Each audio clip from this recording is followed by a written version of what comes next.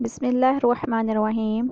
Assalamu alaikum students. I hope so. You all are fine. We are studying unit number 6, matter and its properties. Lecture number 3. Today we will be understand matter is made up of teeny particles.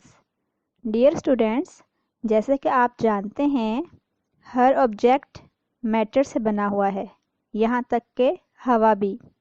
Matter itself is made up of tiny particles which are called molecules. Matter बजाते खुद छोटे छोटे ज़र्रात से मिलकर बना होता है जिसे molecules कहते हैं. Now we understand what is molecules. A molecule is a combination of two or more atoms that can exist independently. Molecule दो या दो से ज़्यादा एटम से मिलकर बनता है जो कि आज़ादाना तौर पर मौजूद होते हैं.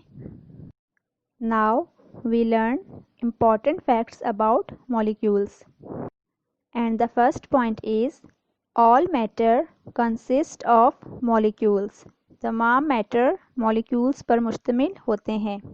Point 2, a molecules mostly consist of at least two atoms of the same or different substance.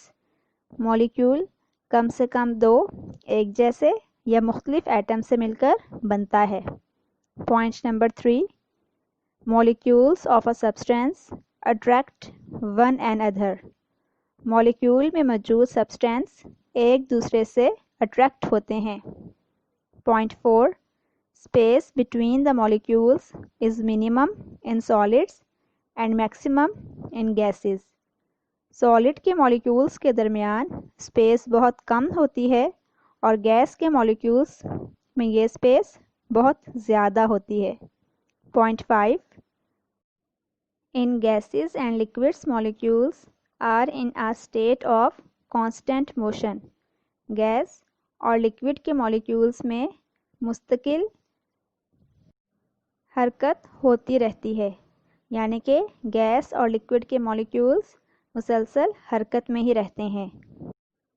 Dear students, now we understand intermolecular space. Intermolecular space को समझने के लिए मैं आपको एग्जांपल देती हूँ. Take a glass jar, fill it with as many marbles. Glass jar को हम बहुत से मार्बल से फिल कर देंगे. अब हम ऑब्ज़र्व करते हैं कि इन मार्बल्स के दरमियान स्पेस है. जब मॉलिक्यूल्स आपस में अरेंज्ड होते हैं तो सेम इसी तरह से मॉलिक्यूल्स के दरमियान भी स्पेस होता है जिसे हम इंटरमॉलिक्यूलर स्पेस कहते हैं.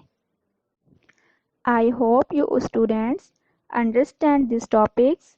इंशाल्लाह I am gonna meet you in the next video with another topic. Stay blessed, stay happy. Allah Hafiz.